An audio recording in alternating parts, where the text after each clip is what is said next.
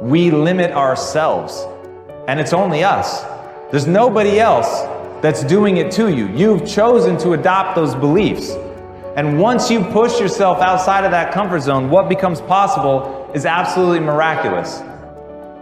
What is this limiting belief in my case that I'm not a good person? What does it cost me in my past to think this way?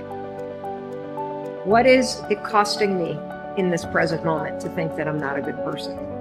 And here's the kicker.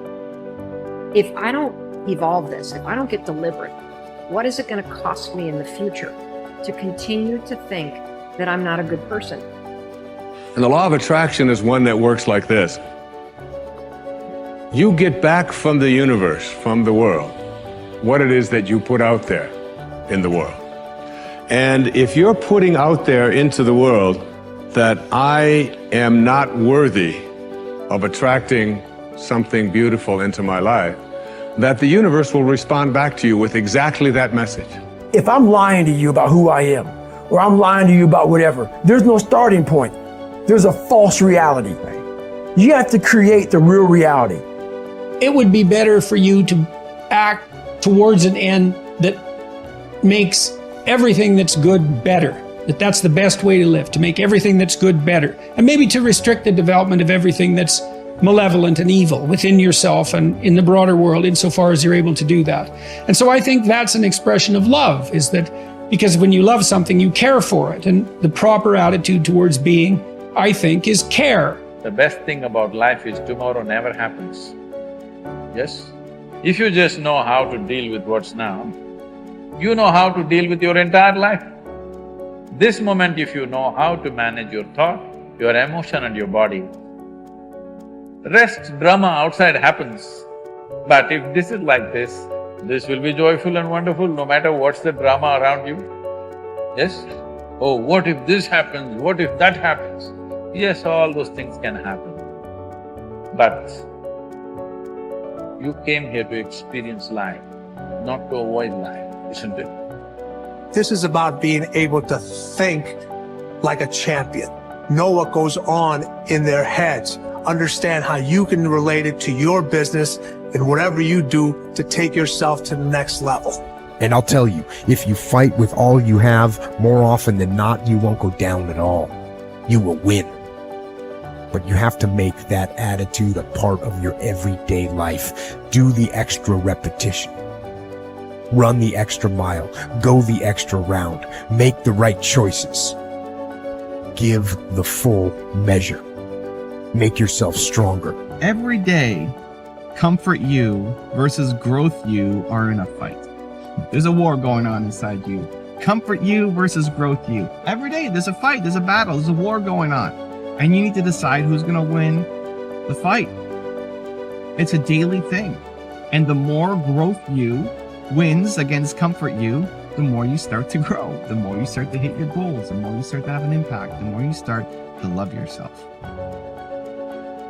It's painful to understand how much of what you're doing isn't productive. So I'll give you an example. So I've done this a couple of times with classrooms full of students. Usually when I'm lecturing about career development, say, okay, how much time do you waste? So then I get the class to vote. How many of you waste 10 hours a day? It's like 10% of the kids will put up their hands. And it's interesting because I don't define what constitutes waste.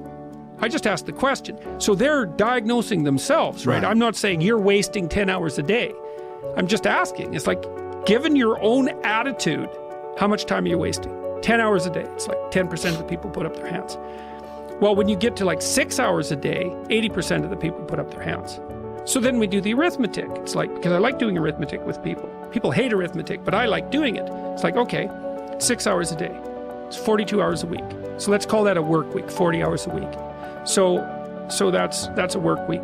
Let's say, what's your time worth? You're a university student. Well, it's certainly worth minimum wage, because obviously, but it's worth way more than that, because if you spend a productive hour when you're 20, then you gain the benefits of that hour for the rest of your life. So there's the compounding effect of time spent when we were young. So I say, well, let's assume your time's worth $50 an hour, which I think is an underestimate, but whatever, let's call it 50. We could call it 25, but we'll call it 50. That's $2,000 a week you're wasting. It's $100,000 a year. It's like, how much better would your life be if you weren't wasting $100,000 a year?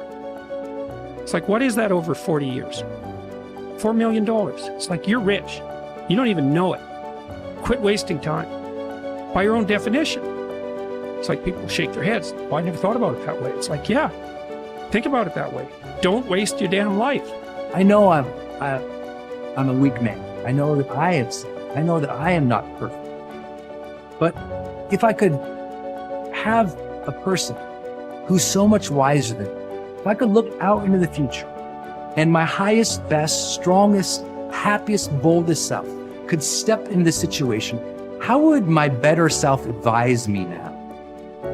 And you'll always find that your better self will say, calm down. It's not that big of a deal in the bigger picture.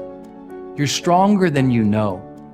Believe in your ability to figure this out. Take a breath. Take a couple breaths. Know that you could make the situation awful and make yourself feel bad, but that's your choice. Your highest self would tell you, you know what? Handle this well so you can respect yourself later. Your best self would say, handle yourself well now, just to prove that you can. Your best self would say, you know what? If you handle yourself now, you'll have fewer regrets later. Your best self would say, you know what? Instead of being angry, try to be compassionate. Because from compassion and love comes a greater power to influence than you'll ever have as an angry little child. Oof, your older self, they'd tell you, they'd learn you. They'd give you the messages that you needed to hear. What would you do as your highest self? I like my trigger for myself is when I feel those negative emotions, I ask a very specific question. My question is, if I was acting as my highest self now, what would be my next right action of integrity? Coming from a place where I want to be happy as a human being, how would I reply to this? And that changes the game. The questions we ask ourselves in moments of conflict dictate the answers and the way in which we behave. And so I say to you, take a beat, ask the questions, wonder why you're so upset, and let it go. Ask, what would my highest self do in the situation? Removing distractions is no small matter in our current culture, but it's critical. How do you do it? First, by maintaining the discipline of practicing your priorities.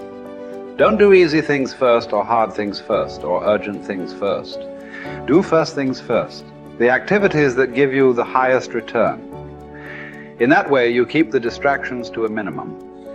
Second, insulate yourself from distractions. I've found that I need blocks of time to think without interruption. I've mastered the art of making myself unavailable when necessary and going off to my thinking place so that I can work without interruptions. Because of my responsibilities, I am always aware of the tension between my need to remain accessible to others as a leader and my need to withdraw from them to think. The best way to resolve the tension is to understand the value of both activities. Walking slowly through the crowd allows me to connect with people and know their needs. Withdrawing from the crowd allows me to think of ways to add value to them. My advice to you is to place value on and give attention to both. If you naturally withdraw, then make sure to get out among people more often. If you're always on the go and rarely withdraw for thinking time, then remove yourself periodically so that you can unleash the potential of focused thinking. And wherever you are, be there. Once you have a place to think, you need the time to think. Because of the fast pace of our culture, people tend to multitask. But that's not always a good idea. Switching from task to task can cost you up to 40% efficiency. According to researchers, if you're trying to accomplish many things at the same time, you'll get more done by focusing on one task at a time, not by switching constantly from one task to another. Ralph Waldo Emerson, the great transcendental thinker, believed concentration is the secret of strength in politics, in war, in trade, in short, in all management of human affairs. To help me concentrate on the things that matter, I work to keep important items before me.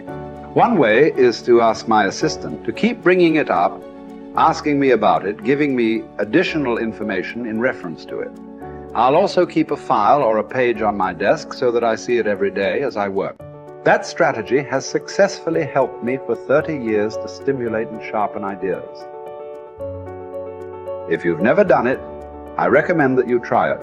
Take a good look at yourself from time to time to see whether you are actually making progress.